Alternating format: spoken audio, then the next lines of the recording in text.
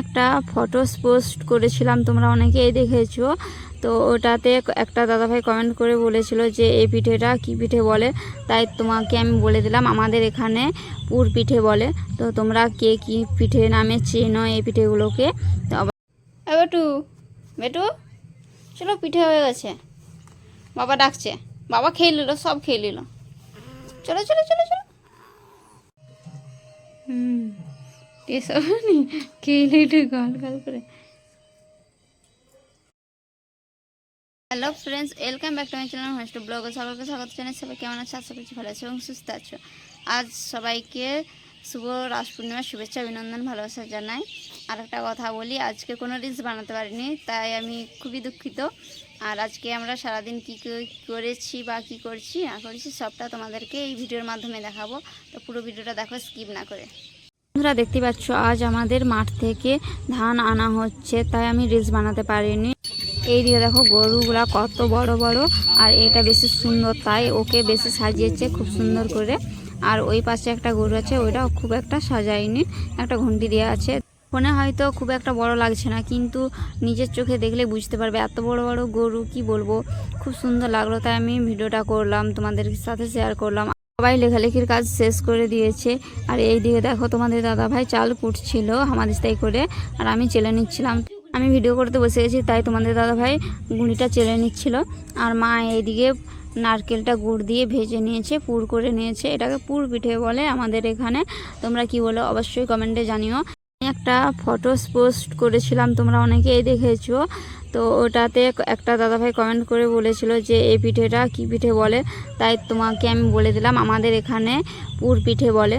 তো তোমরা কে কি পিঠে নামে চেনো এই পিঠেগুলোকে, তো অবশ্যই কমেন্টে জানিও। আবার বলছি, দু রকমের পুর পিঠে হচ্ছে, একটা হচ্ছে নারকেল দিয়ে পুর করেছি, আর একটা তেলের পুর করেছি।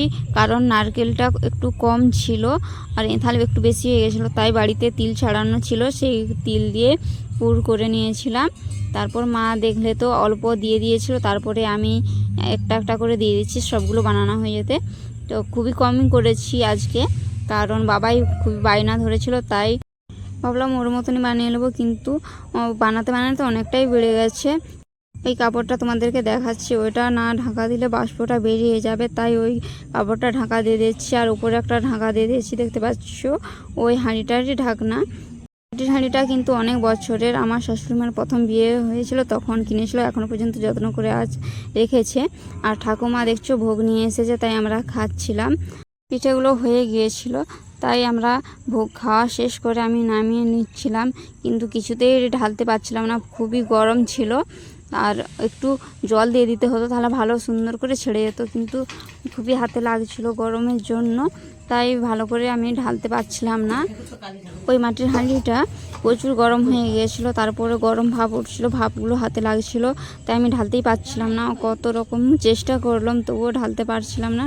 শেষমেশ তোমাদের দাদাভাই বলল আমাকে দাও, আমি ঢেলে নিচ্ছি, তোমার দ্বারা কিচ্ছু হবে না। তো আমি আগে তো পিঠে এরকম ঢালিনি, তাই আমাকে খুব হাতে তাপ লাগছিল, গরম লাগছিল, তাই আমি ঢালতে পারছিলাম না। তোমাদের দাদাভাই একটু ভালো করে ঝাঁকিয়ে দিতে সব পিঠেগুলো পড়ে গেল, দেখলে তো। তো দেখো, তবুও একটা রয়ে গিয়েছিল, তোমাদের দাদাভাই বের করানোর চেষ্টা করছে। তো দেখতে পাচ্ছ, তোমাদেরকে দেখাচ্ছি, একটু অন্ধকার তাই ভালো করে দেখা যাচ্ছে না। তো দেখো পিঠেগুলো অল্প ভেঙে গিয়েছিলো, দেখতে পাচ্ছ তো।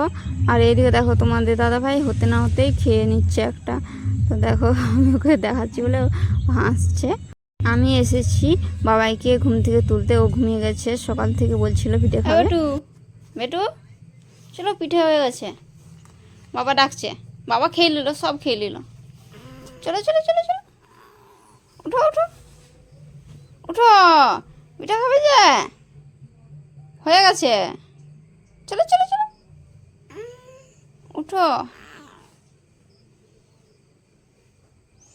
উঠো, চলো এসছো। সকাল থেকে বায়না ধরেছিল পিঠে খাবে বলে, তাই ওকে না নিয়ে গেলে হয়, তাই ওকে নিয়ে যাচ্ছি। রান্নাঘরে বাবাই ঢুকে আগে পিঠের দিকে তাকালো, পিঠে হয়েছে কি না। তো ও বলছে আমাকে হাত ধুয়ে দাও, আমি খাবো। তো দাও না করছে।